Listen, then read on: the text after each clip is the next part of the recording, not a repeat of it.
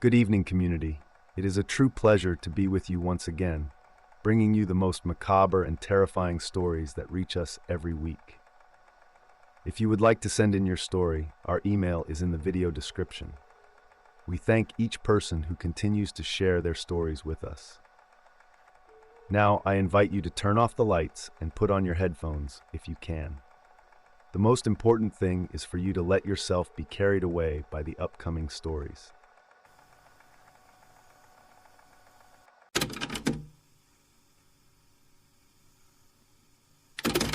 I had always been a lover of solitude, the kind of person who chose to isolate himself from the world in a small house, deep within a vast rural area of Mexico. That house, far removed from everything, was surrounded by a sea of trees and wild lands, where nature reigned with its primal forces. The constant sound of rain, which had been falling for days, was a steady melody that calmed me and reinforced the sense of isolation. On that night, like so many others, I was at peace, resting after a long day of work.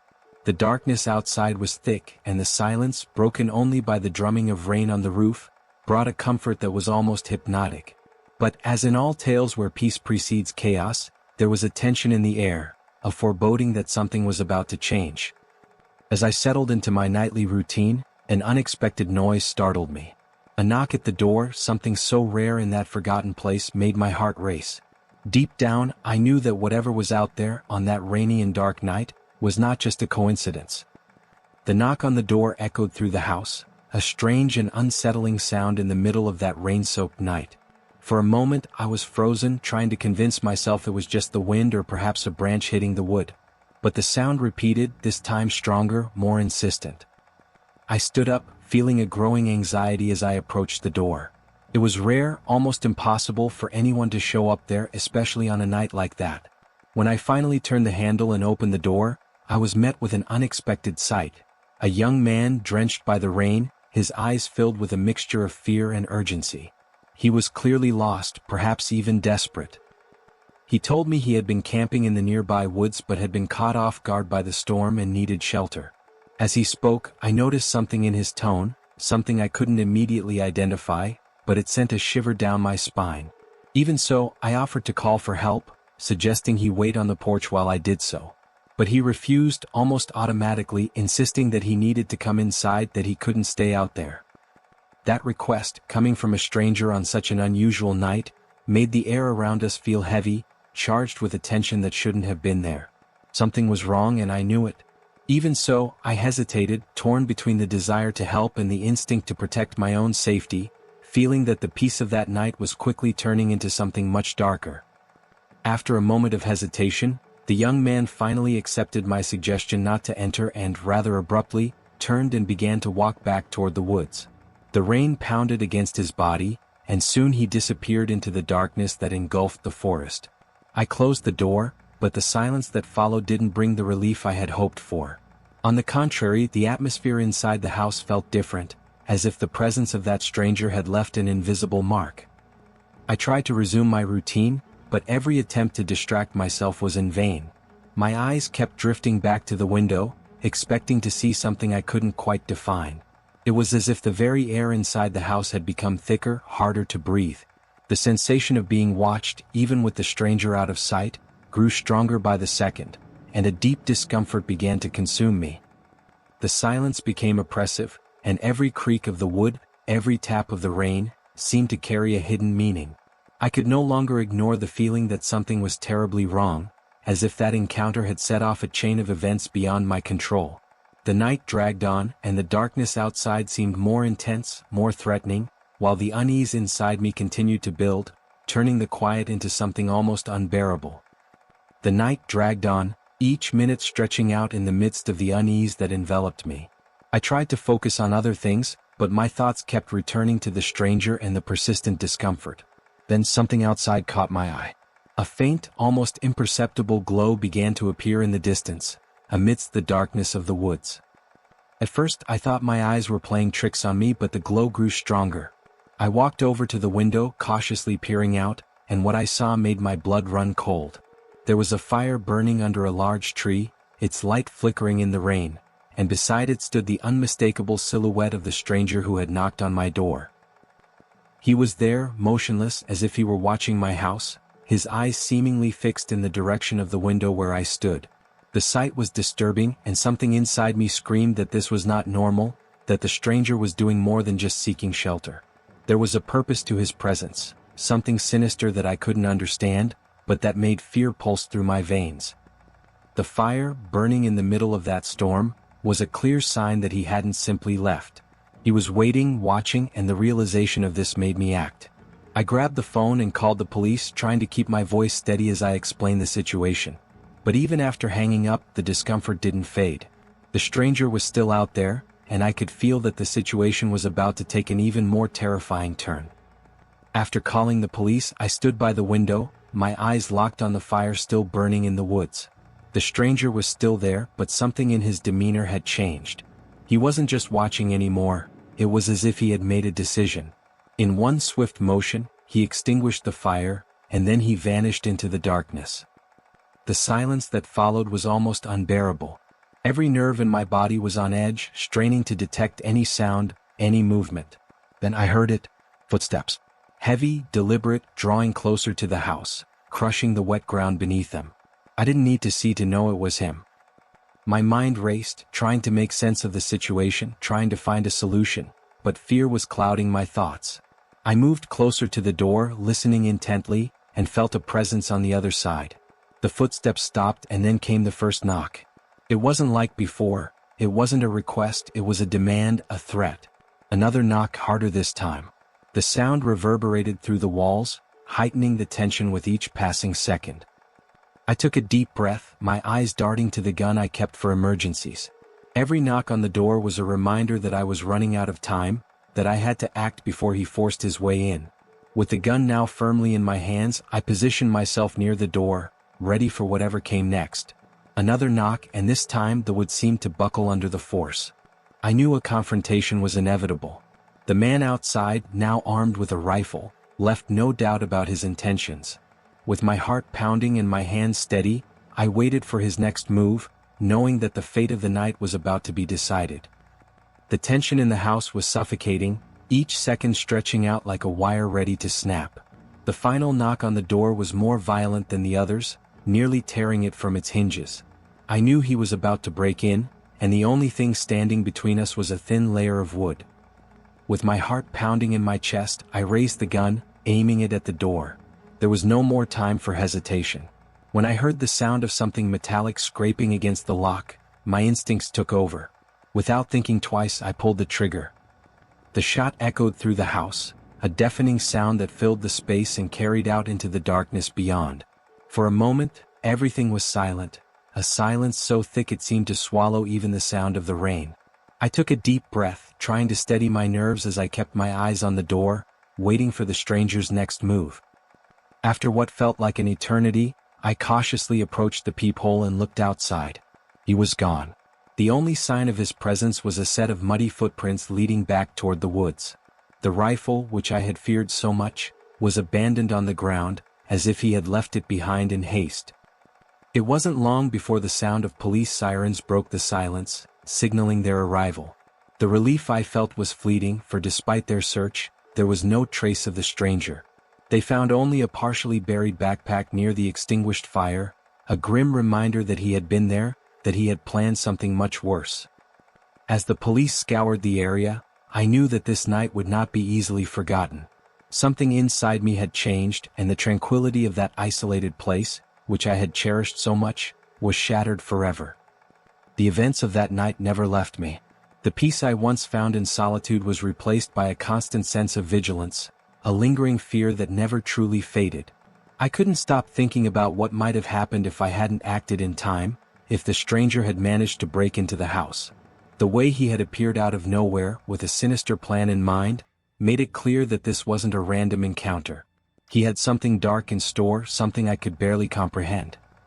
Even after the police left, taking the discovered backpack with them, the sense of insecurity lingered. The muddy footprints, the abandoned rifle, the fire burning in the rain, all of these details became part of a recurring nightmare.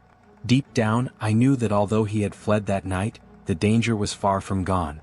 The thought that he might return even years later haunted me. Now, I still live in the same house, but the nights are never the same. Every noise, every shadow brings back the fear of that night. I live in a constant state of alertness, knowing that peace is a fragile illusion in such an isolated place. And while the world outside remains unchanged, something within me has been altered forever.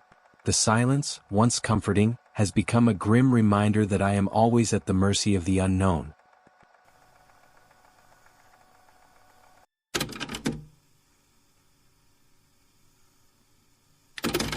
The rain was pouring down heavily, turning the road into a dark and endless river. The raindrops hitting the windshield felt like invisible fingers, tapping insistently as the wipers struggled to keep the view clear. It was late, much later than usual for a delivery, but the job demanded it from me, every now and then. I was outside the city, in a place where the darkness seemed to swallow everything around, and the lights of my van were my only companions in the vast solitude of the night. The feeling of isolation was intense, as if the world had contracted until there was only me, the wet road, and the monotonous sound of the rain. At this hour, there was no sign of life, no lights in the distant houses, no other vehicles crossing my path. The road was a continuous line, an open wound in the earth, and I was driving along it with a mix of fatigue and apprehension. As I advanced, I began to feel that unease, a discomfort born from the combination of loneliness and the unknown. The silence, broken only by the rumble of the engine and the sound of the rain, was oppressive. And then, through the mist of water forming in front of me, I saw something in the distance. The dim taillights of an old truck moving slowly, almost dragging itself along the dark road. Something about it seemed out of place, as if it didn't belong to that moment, to that road. I couldn't understand why, but a chill ran down my spine. There was something wrong that night, something I couldn't yet comprehend, but could feel deep within. And at that moment, under the relentless rain, a decision had to be made, to keep driving or face whatever was coming. As the rain continued to pour down, making the road even more treacherous, I approached the truck ahead. Its taillights were dimmer than normal, almost obscured by the curtain of water. The truck was moving slowly, so slowly that it seemed to hesitate with every meter, as if something was holding it back, or as if the driver was uncertain about the path ahead. My patience, already wearing thin, began to evaporate. The absurdly slow speed of that truck was irritating, making every second stretch out. There was no reason for it to be moving so slowly on this deserted road, unless there was some kind of problem, but even then, my frustration outweighed my concern. I needed to move on, needed to finish this delivery and get off this lonely road as quickly as possible. I decided to overtake it. I accelerated the van, preparing to pass by the mysterious vehicle. But just as I was about to leave it behind, the truck began to swerve, as if something had suddenly gone wrong.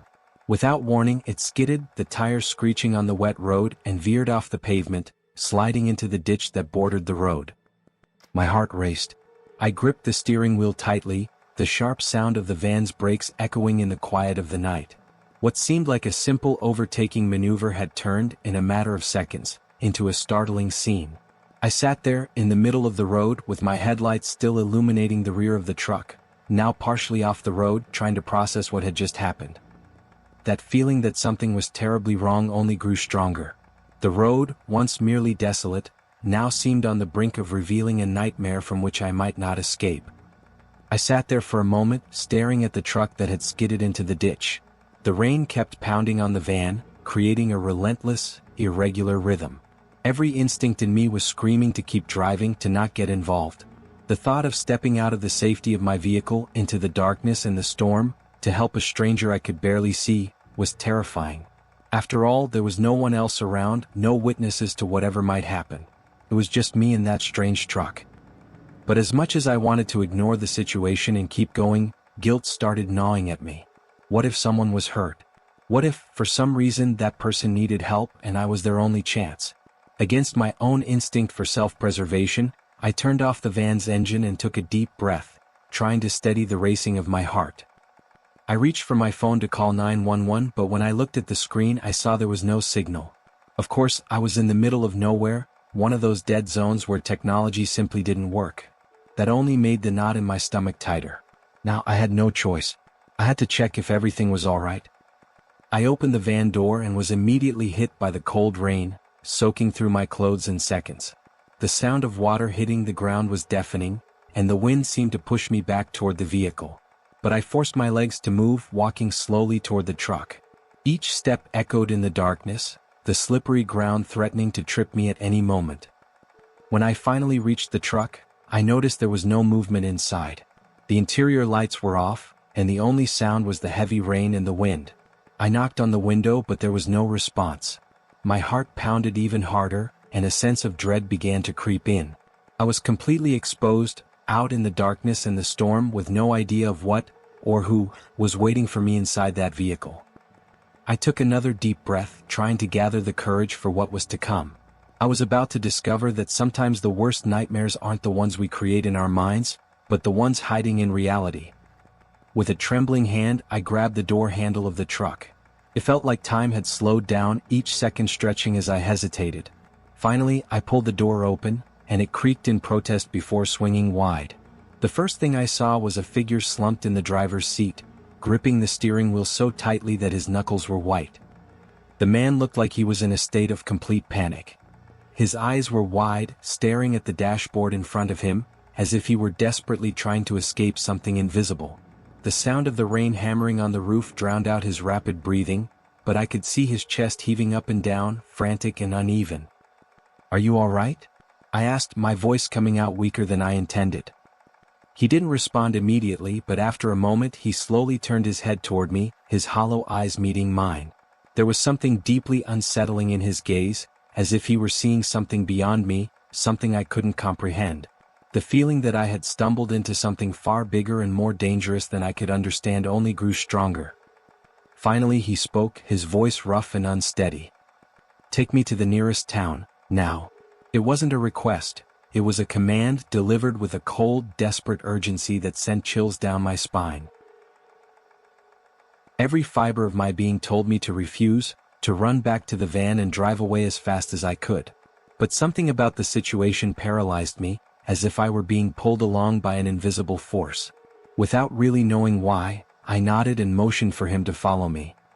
The man moved with a strange urgency, as if every second spent outside the town was a step closer to some unknown doom.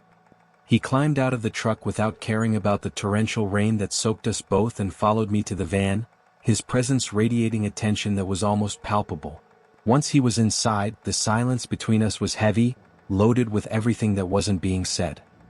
As I started the engine and pulled back onto the road, the only thing echoing in my mind was the look he gave me. That look of pure, desperate panic, mixed with a coldness that seemed inhuman. I didn't know who this man was, but something told me that by letting him into my car, I had opened the door to a nightmare from which there would be no easy escape. The van rolled down the rain-soaked road, and the silence inside was almost suffocating. The man beside me sat rigid, his entire body tense as if he were ready to spring into action at any moment. He hadn't spoken a word since getting into the van, and the atmosphere between us was thick with an unsettling energy. I tried to focus on the road ahead, but his presence was impossible to ignore. After what felt like an eternity of driving in silence, I decided to try and break the tension. "Are you sure you're okay? What happened to your truck?" I asked, my voice barely more than a whisper, as if I were afraid to speak too loudly. He didn't answer right away, just kept his eyes locked on the passing darkness outside, his gaze intense and unsettling. When he finally did speak, his tone was cold and distant. "It doesn't matter. Just keep driving." There was something in that tone that sent a shiver down my spine.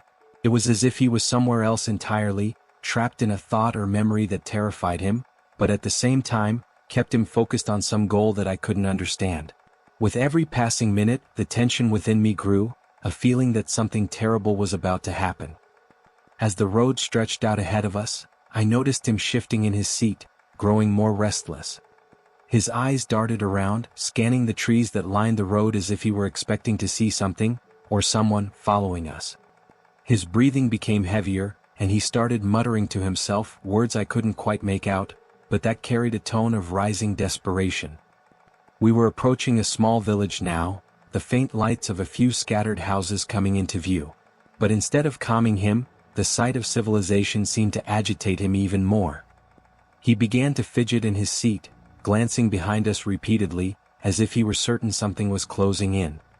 My mind was racing, trying to piece together what was going on. Who was this man? What was he running from? And more importantly, what had I allowed into my vehicle? Every time I tried to ask him something, he would respond with short, evasive answers, if he bothered to respond at all, and with each passing response, my unease grew. Finally, the village was right in front of us. I spotted the dim lights of a gas station and decided to pull over.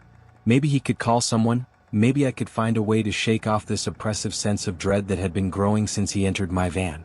But as I slowed down, his behavior became even stranger. He started trembling slightly, his hands clenching and unclenching around the seatbelt repeatedly. I had the distinct feeling that something was about to go horribly wrong, and my entire body tensed in anticipation. As I finally parked in front of the gas station, the silence inside the car was deafening. And in that moment, I knew that the real danger was just about to reveal itself. As soon as I parked the van in front of the gas station, the atmosphere inside became electric, like the air before a thunderstorm. The man beside me was completely still, but I could feel the tension radiating from him, an unsettling energy that made every hair on my body stand on end. I was just about to suggest he get out and call someone, but before I could say anything, everything spiraled out of control. In an instant, he lunged at me with a force that caught me completely off guard. His hands grabbed my shirt with a ferocity I hadn't expected, and I barely had time to react before he slammed me against the van's door. The impact was brutal, pain radiating through my shoulder as my head hit the glass. "Don't move," he shouted, his voice a mix of desperation and something darker, something that sent a jolt of pure terror through me. I struggled to break free, but he was strong, and the fear I had been trying to keep at bay exploded into full-blown panic. His hands moved to my throat, squeezing just enough to cut off my air supply, and the van, which had once felt like a refuge in the storm, now felt like a trap where I might meet my end. I was on the verge of despair, my body fighting instinctively, when suddenly, I saw bright lights flood through the van's windows, accompanied by the screech of tires on wet pavement. Two beams of blue light cut through the darkness, illuminating the scene with an almost surreal clarity. Before I could fully grasp what was happening, the van's door was yanked open, and two figures appeared, guns drawn, shouting commands that merged into a chaotic blur. The man's grip on my throat loosened as he turned to face the intruders, but he had no time to react. The two police officers moved with a swift, practiced precision, tackling him to the ground and pinning him down before he could make another move. I fell back into the seat, gasping for air, my heart pounding as I watched the scene unfold, a mixture of disbelief and overwhelming relief washing over me.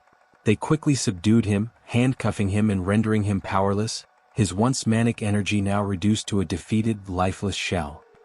One of the officers helped me out of the van, the rain still pouring down on us, but at that moment, it felt like a distant concern. I glanced at the man lying on the ground, no longer the threat he had been just moments before.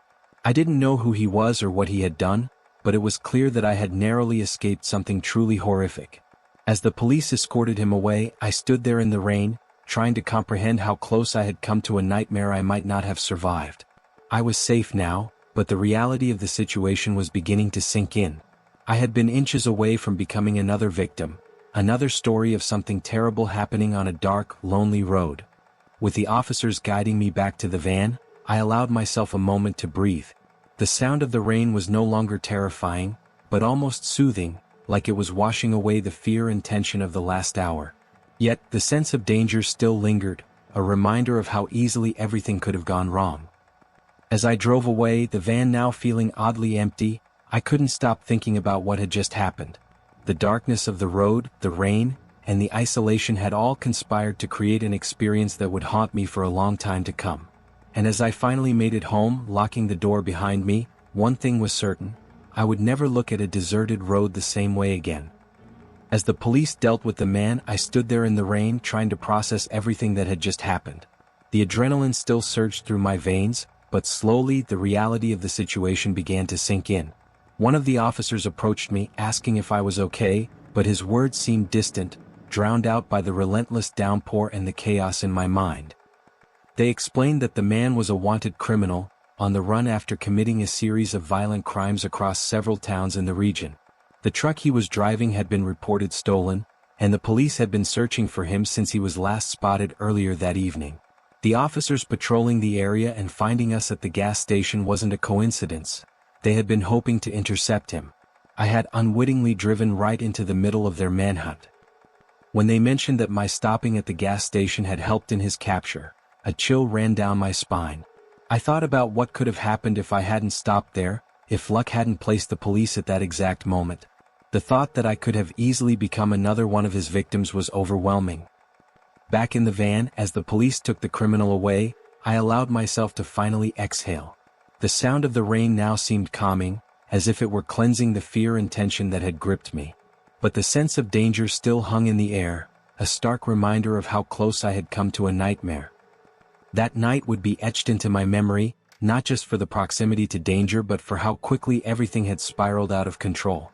As I drove back home, a mix of relief and unease settled over me. The idea that if I hadn't stopped to help, I might have continued my life never knowing what I had narrowly escaped, was deeply unsettling. Yet there was also a strange comfort in knowing that, somehow, I had survived an encounter with something truly sinister.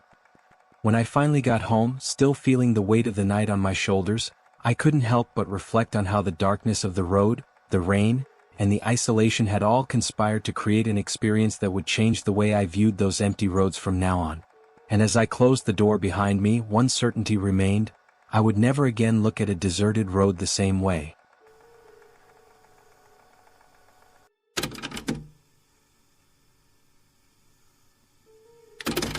The rain began to fall heavily, as if the sky was determined to swallow the world in darkness. I was already used to the sound of raindrops hitting the store windows during my long night shifts, but that night, there was something different in the air. The wind howled outside, making the doors tremble in their frames. The store was empty, lit only by the cold glow of fluorescent lights reflecting off the neatly arranged shelves. This was my routine: stocking, shelving, silence. It was like this every night, and I found a certain comfort in the repetition of these tasks, as if the familiar could ward off the loneliness. But that night, as I moved between the shelves, I felt a presence. Something was wrong, though I didn't yet know what it was. The storm was intensifying, and the sound of the heavy drops blended with the sound of my own footsteps echoing through the empty store. Even so, I tried to convince myself it was just another ordinary night, just another storm. I was wrong. As I was arranging the shelves, trying to keep my mind occupied, a strange sound broke the silence. It was a dull thud, muffled, coming from the back of the store. At first, I thought it might just be the wind, or perhaps something being knocked over by the storm that was growing stronger outside. But there was something about that sound that didn't quite fit, something that made the hairs on the back of my neck stand on end. I left what I was doing and headed to the stockroom. Every step I took was accompanied by the sound of rain pounding harder against the metal roof. When I reached the stockroom, the place was empty, just as I had left it. I looked around, expecting to find something out of place, maybe a fallen box or a late delivery, but there was nothing. The silence settled back in, heavy, almost suffocating. I walked to the back door and opened it, peering outside. The night was dark, and the rain fell like a dense curtain, making it hard to see anything beyond a few feet. There was no one out there, no sign of movement, just the relentless storm. But that sound, it continued to echo in my mind, like a persistent memory of something I couldn't quite identify. I closed the door, feeling a growing unease. Something was wrong, but I couldn't put my finger on it. I went back into the store, trying to convince myself it was just nerves because of the storm. However, the feeling that I was being watched, that something or someone was getting closer, wouldn't leave me. And I knew the night was just beginning. I returned to the front of the store, trying to shake off the unease that clung to me like a shadow. But as I stepped into the main aisle, my heart stopped for a moment. There was something on the floor that shouldn't have been there, something that hadn't been there before. Footprints. Wet footprints scattered across the store's floor. They appeared out of nowhere and trailed off in different directions, as if someone had wandered through every corner while I was in the stockroom. The water from the footprints still glistened under the lights, fresh, recent. Panic began to creep up my spine.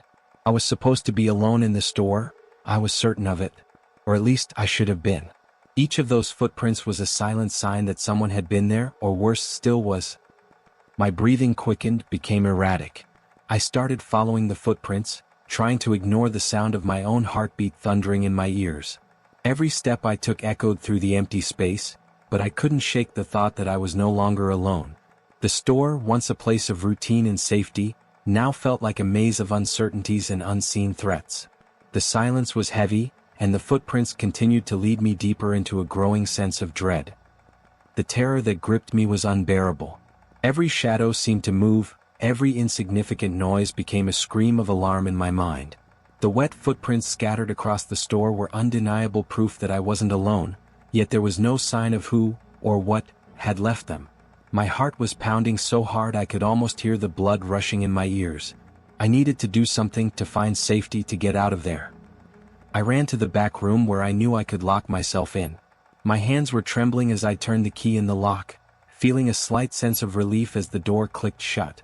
The room was small and stifling, the shelves crammed with papers and boxes.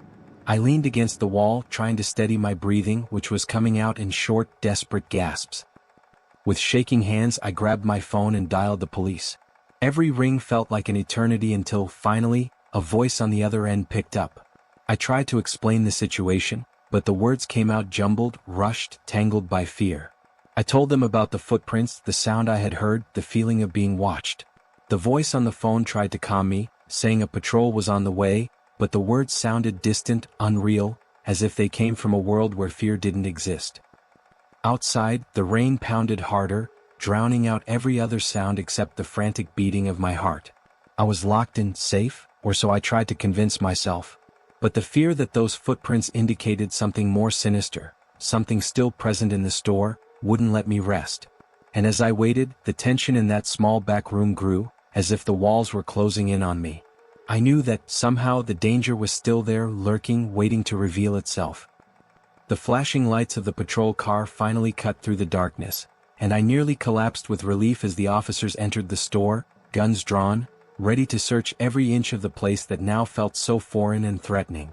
They spread out, moving methodically through the aisles, checking every corner, while I remained in the back room trying to steady my nerves. The minutes dragged on like hours as I waited for them to finish. Finally, one of the officers came back to me, his face serious but puzzled. "We didn't find anyone," he said, his voice firm yet tinged with uncertainty. "Just the wet footprints you mentioned, leading to the side door." The side door. A wave of cold realization washed over me.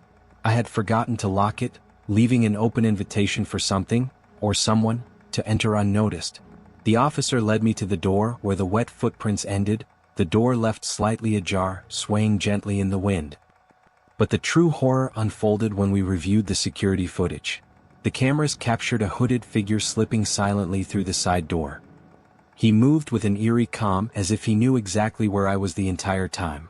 At one point, he paused just a few feet away from me, standing there watching as I went about my tasks, completely unaware of his presence. He wandered through the store like a predator studying its prey, before slipping back out into the night, leaving just moments before the police arrived. The image of that man, the way he moved, how he watched, is burned into my mind. He was never found, and his purpose for being there that night remains a mystery. But one thing is certain. I was just a few steps away from danger, and the realization that, for a brief moment, my life was in the hands of someone I didn't even know was there is something I will never be able to forget. Since that night, everything has changed for me. The store, once a place of routine and familiarity, now feels like a space filled with shadows and lurking dangers. Every dark corner, every unexpected sound, brings me back to that moment of sheer vulnerability. I can't stop thinking about how close I was to danger, how oblivious I was to the fact that someone was watching me, planning something. I was so close to something that could have altered my life forever, or ended it. The police never found the man, and his reasons for being there that night remain a haunting mystery. Why was he there? What did he want? And what would have happened if he hadn't left, if I had stepped out of that back room just a moment too soon? These questions gnaw at me, repeating endlessly in my mind like an unbroken loop. Now, every time I'm alone in the store, a chill runs down my spine. The feeling of being watched never truly leaves me. Fear has become a constant companion, a dark reminder that sometimes the real horror isn't in what we see, but in what we don't realize until it's almost too late.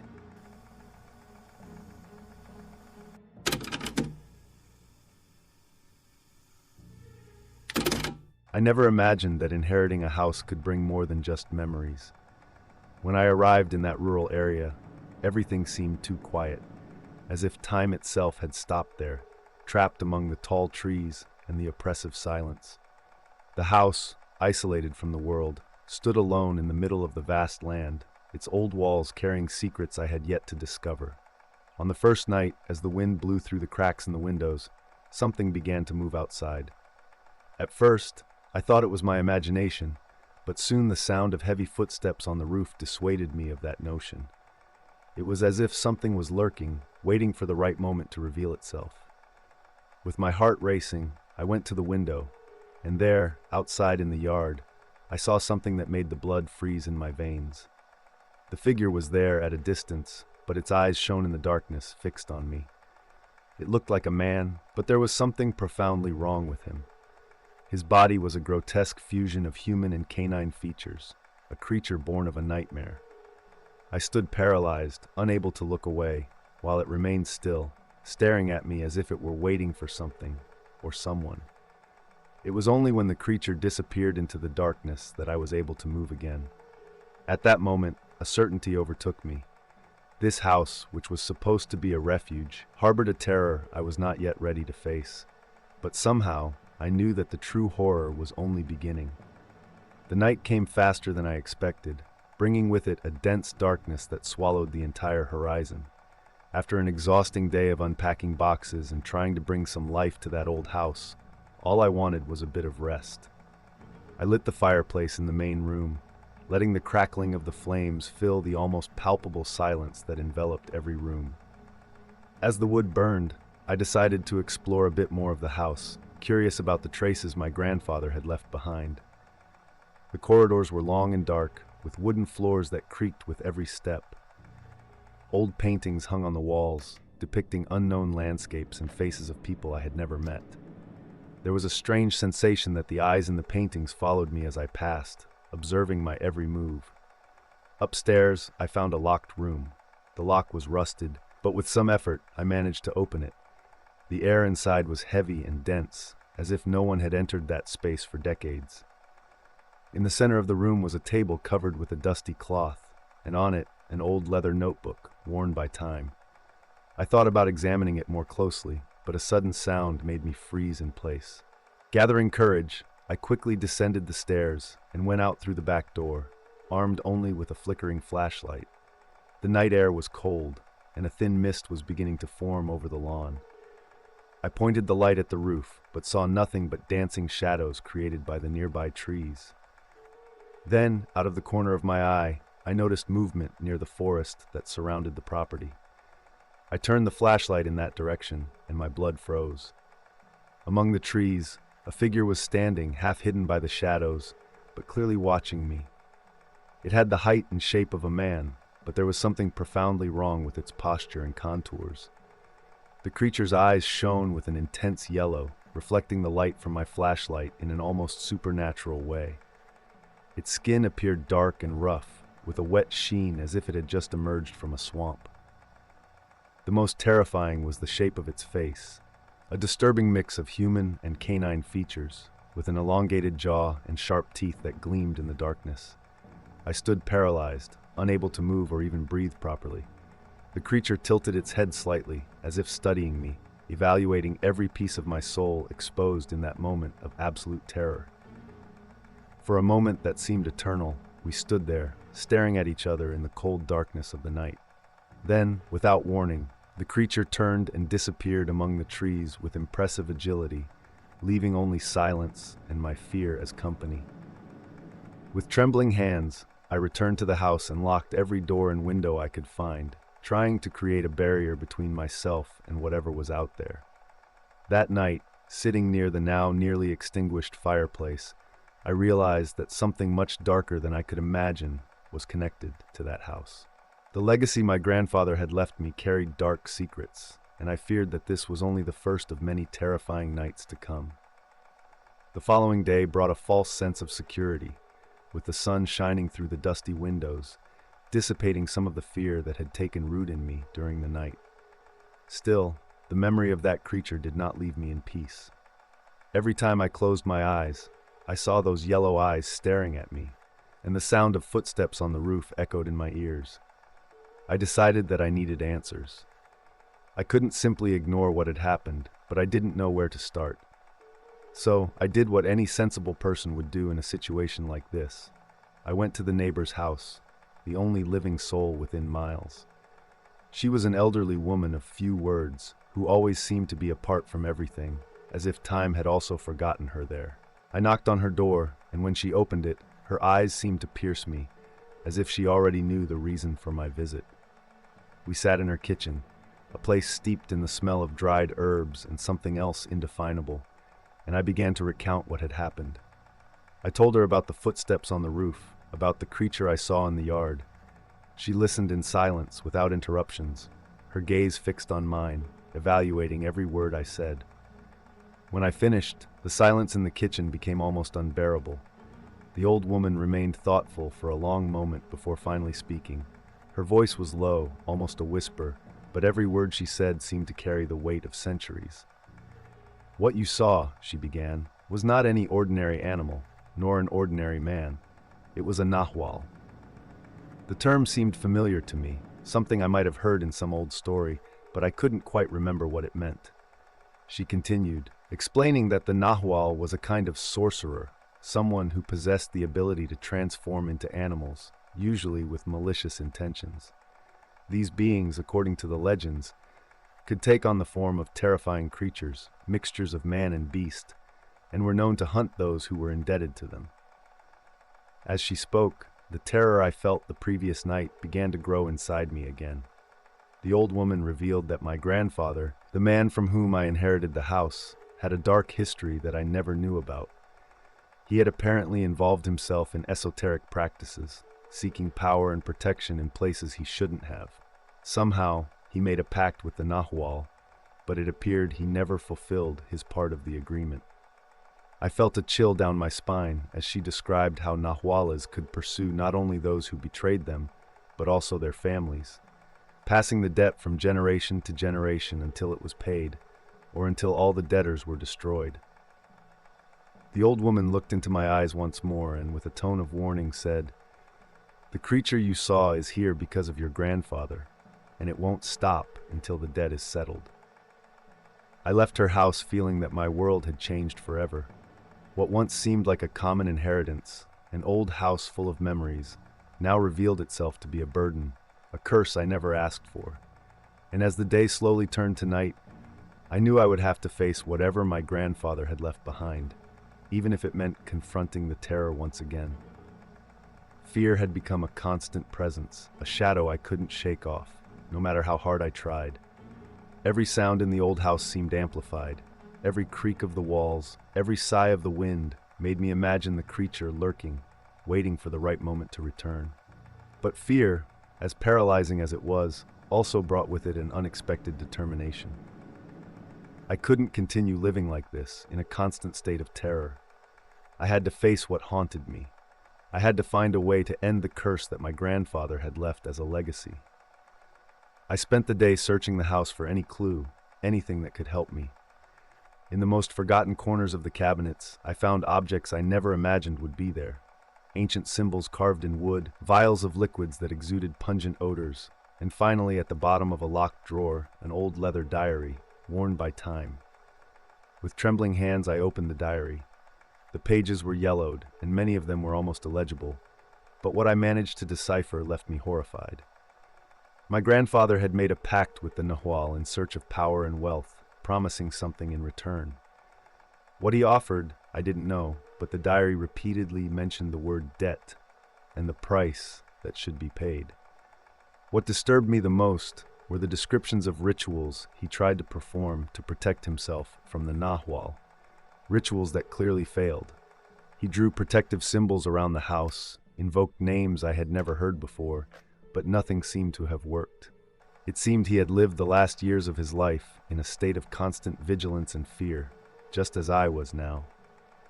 I decided that the next time the creature appeared, I would be ready. I would follow the instructions in the diary, no matter how insane they seemed, in the hope of protecting myself and perhaps even confronting the creature.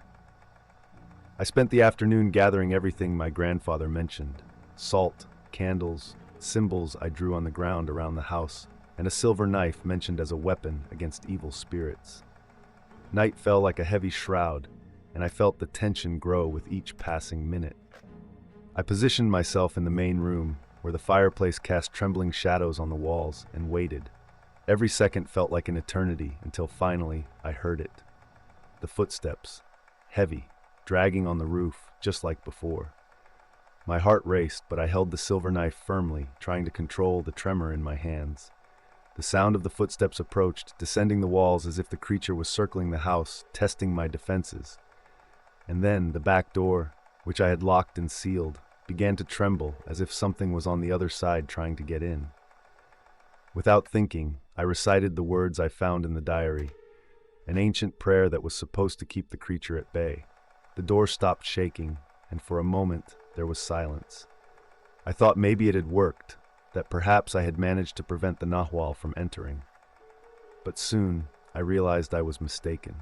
The window beside me shattered in an explosion of glass, and the creature entered, its grotesque body crawling through the opening like a living shadow that defied logic. Its form was even more terrifying up close, with muscles rippling under dark skin and eyes that gleamed with insatiable hunger. I shouted the words of the ritual once more, brandishing the silver knife, but the creature seemed immune to my desperation. It advanced, and when it was almost within reach, all I could do was try to strike it with the knife, but the blade passed through it as if it were made of air, causing no harm. The creature paused, tilted its head, and let out a sound that resembled a low, guttural laugh, mocking my attempt to confront it. It was at that moment I understood. What my grandfather had left for me was not something I could fight with strength or courage. The debt he had with the Nahual was not something I could pay with rituals or weapons. It was beyond my control, a curse that would mark me forever, a debt that I, too, had inherited, and now knew I could never escape. Despair had infiltrated every fiber of my being. The previous night had been a terrifying revelation that I was utterly powerless against the Nahual. The ritual words had no effect, and the silver knife, which I believed to be my last line of defense, had proven useless. I knew I needed to act quickly, but the question that hammered in my mind was, what else could be done? The next morning, still trembling and mentally exhausted, I returned to my grandfather's diary, frantically flipping through the pages in search of some clue, something I had overlooked. And then, at the end of the diary, almost like a forgotten footnote, I found a mention of a last resort, something my grandfather apparently never had the courage to attempt. The note spoke of a final ritual, a sacrifice of great value, something that, according to his words, could appease the restless spirit and settle the debt. There were no clear details about what should be offered, only the indication that the sacrifice must be personal, something that carries a part of your soul. That last phrase deeply disturbed me. What could be a sacrifice so personal, so tied to the soul? I thought about my own life, my memories, the few things that still mattered to me. The idea of giving up something so intimate to a being that represented everything dark filled me with dread, but I knew I had no choice. If I didn't settle this debt, my life would be reduced to an endless cycle of fear and pursuit. And worse still, I felt that the Nahual wouldn't be satisfied with just me.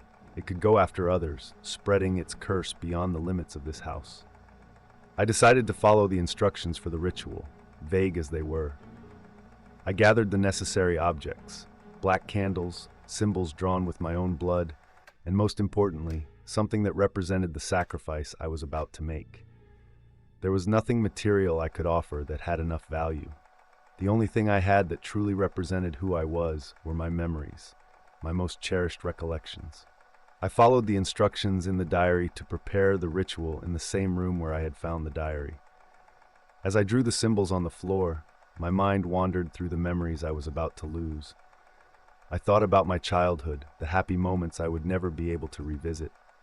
I knew that if the ritual worked, not much of who I was before would remain. Night fell once more, and I lit the candles, the air inside the room becoming dense and heavy, laden with a dark energy.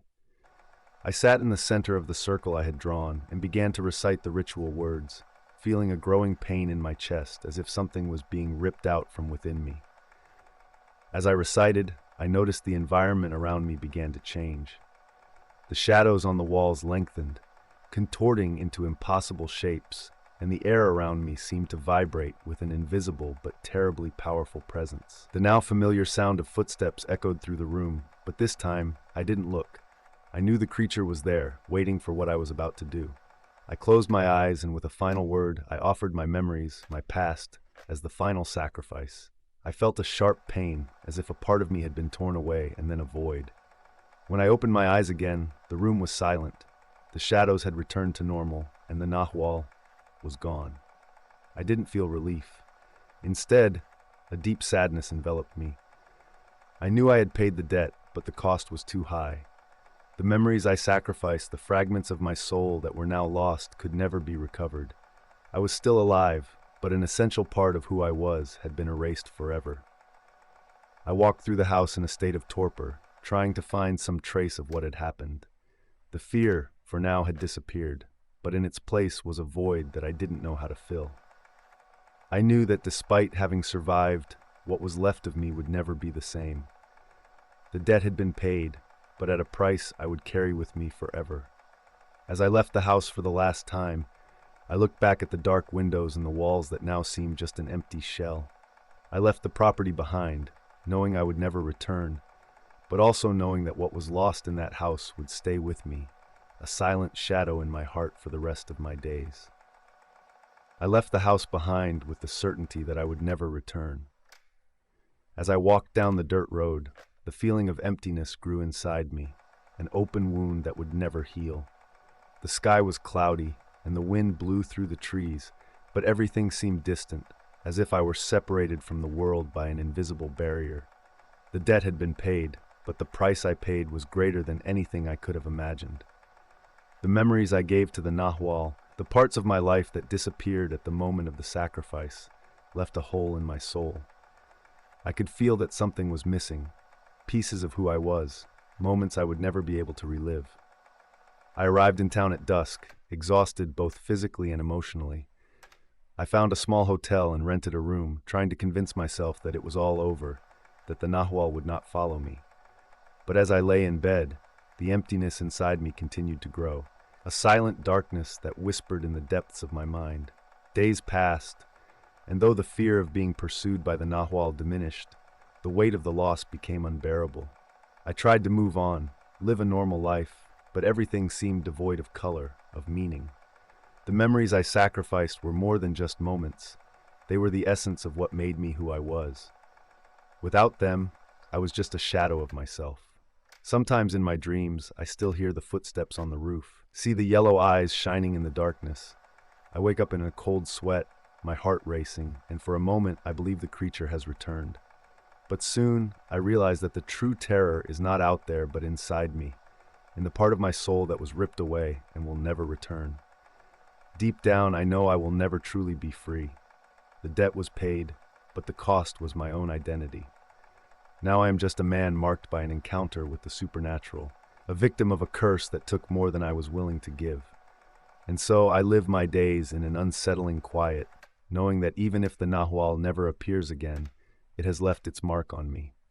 The house, the pact, the creature, all these are part of a past that is now an indistinct fog. And as time passes, the only thing that remains clear is the emptiness that will never be filled. Silence becomes my only companion, and deep down, I know that the true horror was not facing the Nahual, but surviving what I lost in the process.